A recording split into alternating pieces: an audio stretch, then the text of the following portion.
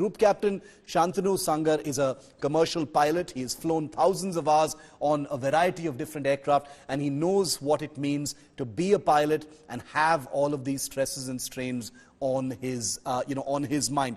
Group Captain Sangar, thank you very much for your time, sir, on this topic, in which we believe it's important to bust certain myths and not to sensationalize, because there's a lot of sensationalization going on social media saying 3 pilots have died in a matter of 3 days, and it sounds very alarming for passengers. And yet, the issue of pilot stress is something that cannot be ignored, sir.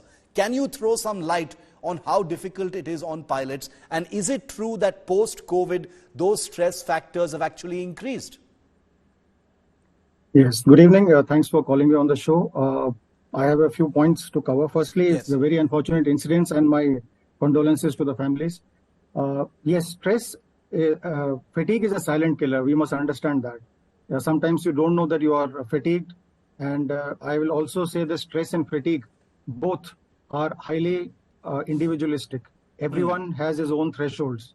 So we can't say that that meter works equally for everyone. That is one. I'm an ex-military pilot also. I've seen very stressful situations, having taken part in Kargil as well. Yes. So we have stayed up at night, long nights. We know what pressures are there because of staying up late. But civil aviation is a different story. There were a few questions which you flagged.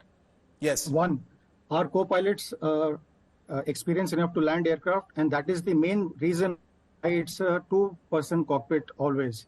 Yes. So the co-pilots are trained to land the aircraft. So that people should not worry. The airlines take into account this fact that there can be a pilot incapacitation. So the co-pilot is very well geared up to land the aircraft. That is first point. Second is about schedules. Yes, they are stressful schedules post-COVID. But at the same time, most of the companies that I have known allow their pilots to say no if they feel that they are overstressed or over-fatigued. And there are companies which have forms also which can be filled up. And you say that either I am fatigued or the crew is fatigued and we do not want to carry on with any flight. So that leeway is available with pilots. But the problem is of recognizing that issue.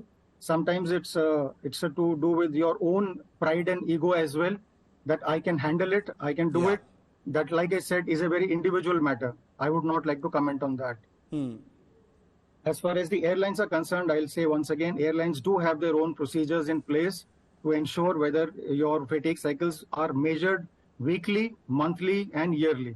And companies do make sure that you do not exceed them, and also give leeway to pilots to say no if they feel that they are over-fatigued. So this is from my side.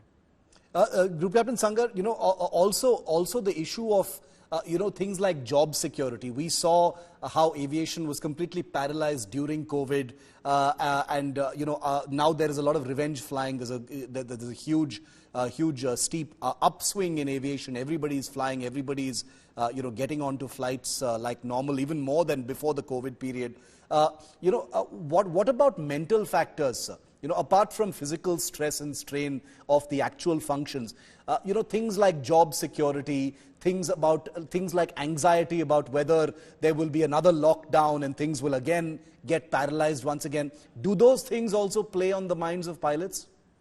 I will say that during the COVID period, the stress levels were definitely very high. A lot of pilots lost their jobs. Yes. There were salary cuts in a lot of companies. It happened all across the globe.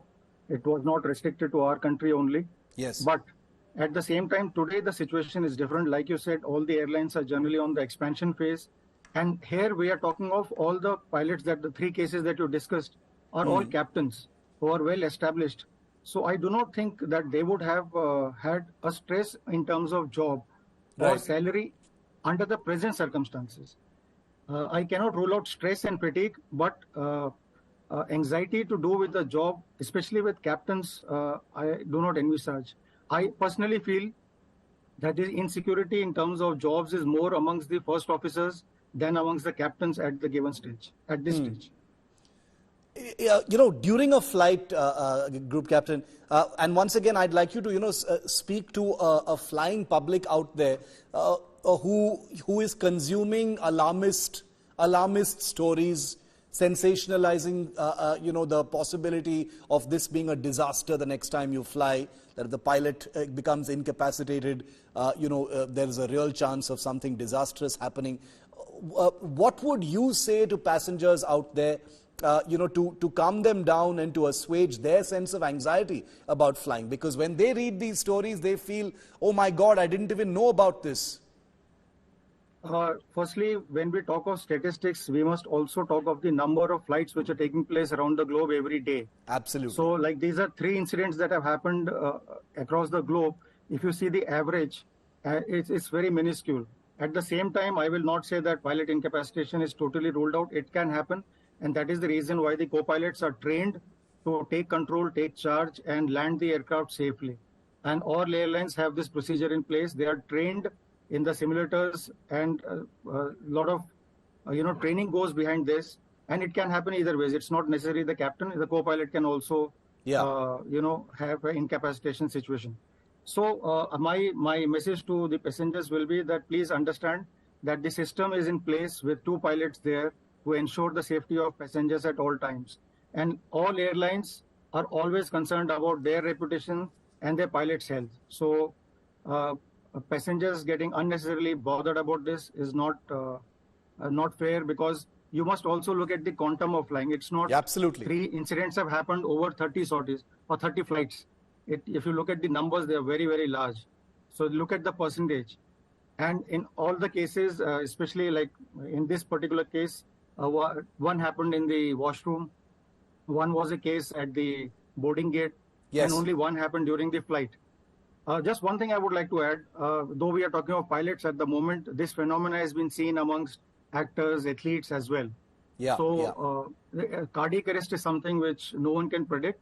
And let me also put on record that we go through very stringent tests every year, all the pilots, and checked out for our heart, brain, all other functions in all capacities. So we are actually the fittest guys available. Absolutely. And one final question, Group Captain, because you've been a military pilot, you've flown in conflict, so you know more than a thing or two about the stresses of aviation concerned, and you've seen both sides of aviation, both military and civil. Just as a matter of curiosity about your own example, sir, because stress and strain, like you rightly said, is highly individual. No 2 cases can be compared. Everyone reacts differently. How do you cope with the stress?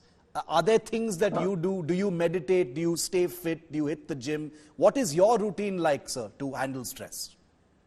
To handle stress, one of the things that you mentioned, yes, I do meditate. And from my very first day that I started flying in the military, I have had, as I call it, the box concept. That is, I compartmentalize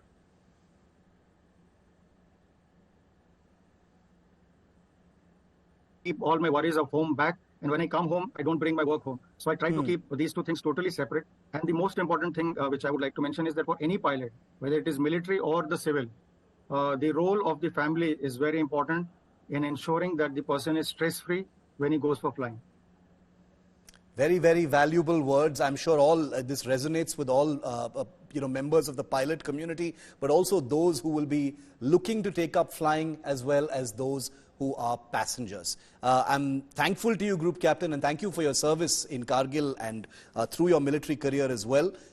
We salute you, and the calm manner in which you've helped us bust some of those myths is very important, not just for us as a channel, but also our viewership, because they depend on us to put out the realistic picture of what others might, be tempted to sensationalize. So I thank you very much, Group Captain Shantanu Sangar, for being with me here on India Today. Thank you.